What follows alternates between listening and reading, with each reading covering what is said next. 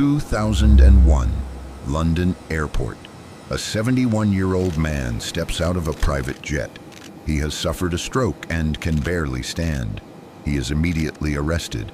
This is Ronnie Biggs, Britain's most wanted fugitive, a participant in the Great Train Robbery.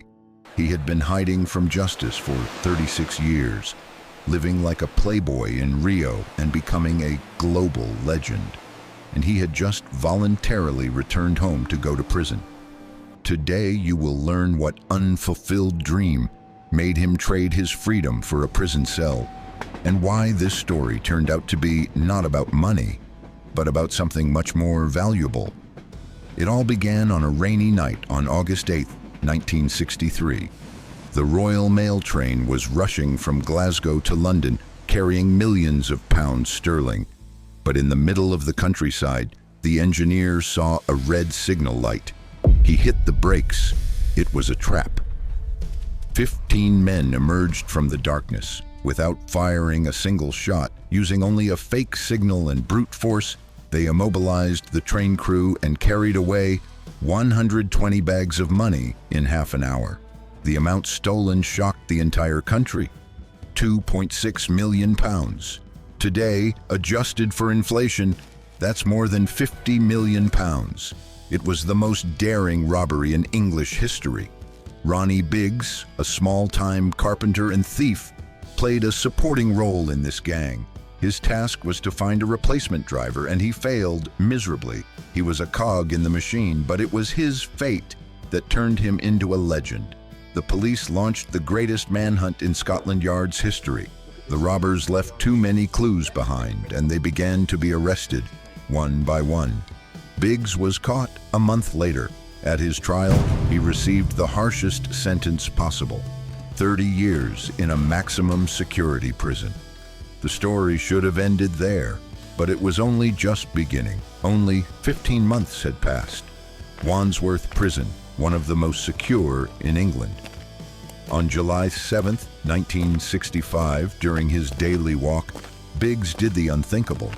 While hundreds of prisoners lazily walked laps around the yard, he separated from the crowd and rushed to the 10-meter outer wall. On the other side of the wall, his accomplices had already thrown a homemade rope ladder. He simply ignored the alarm bells and the shouts of the guards. He climbed up and jumped from a dizzying height straight onto the roof of the furniture van waiting for him, breaking through it with his body.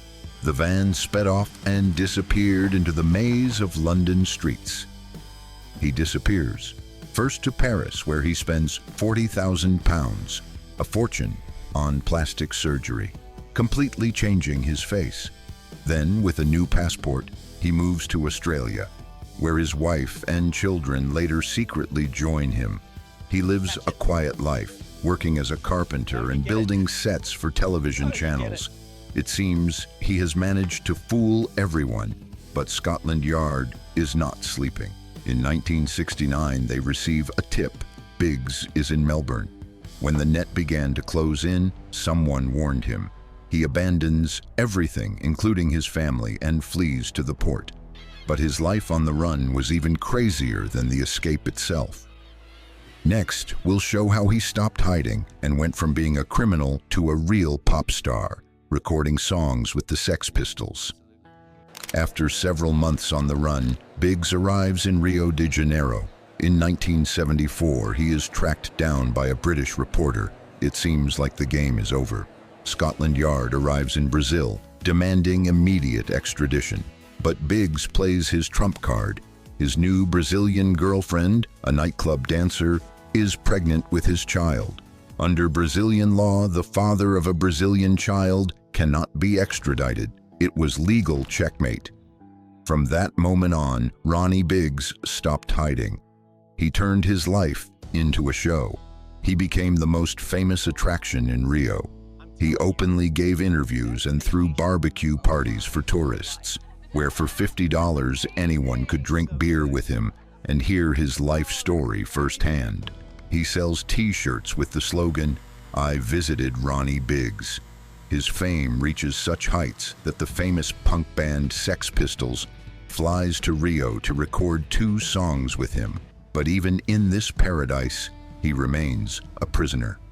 In 1981, a group of former British soldiers kidnapped him, stuffed him into a sack, and attempted to take him out of Brazil on a yacht to hand him over to the authorities. But off the coast of Barbados, the yacht's engine broke down and they were intercepted by the local Coast Guard. To the fury of the British, Biggs was simply sent back to Rio, as there was no extradition treaty between Barbados and Britain. He was untouchable. He had everything one could dream of: world fame, freedom, eternal sunshine, and money from tourists. So what could have made him give up this paradise? The answer is not in money or threats. It lies in his last, simplest, and unfulfilled dream, because the carnival cannot last forever. By the end of the 1990s, almost nothing remained of the legendary playboy. He was old, lonely, and most importantly, absolutely destitute.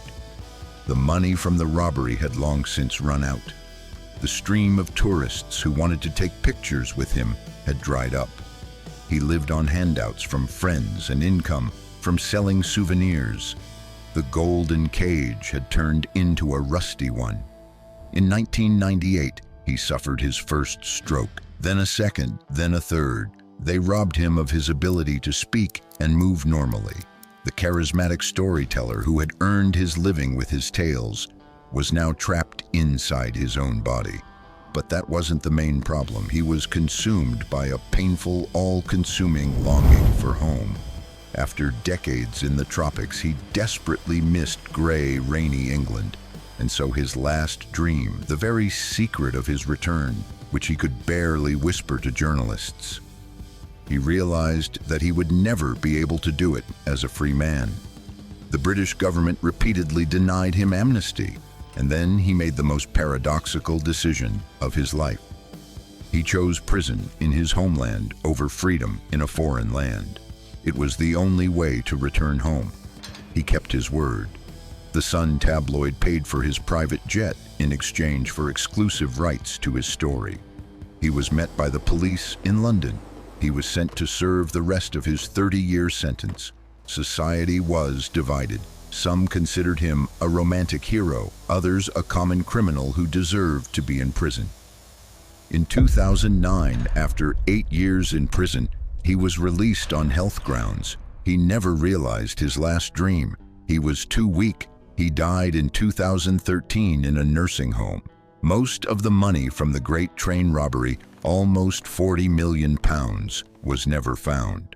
The story of Ronnie Biggs is not a story about stolen money. It is a story about the price of freedom and how sometimes homesickness can be stronger than prison walls. So who was Ronnie Biggs in the end? A romantic hero who cheated the system, or an ordinary criminal? There is no single correct answer. Was it worth it? Write your thoughts in the comments. If you like stories about daring plans and unexpected human destinies, subscribe to our channel so you don't miss our next investigation.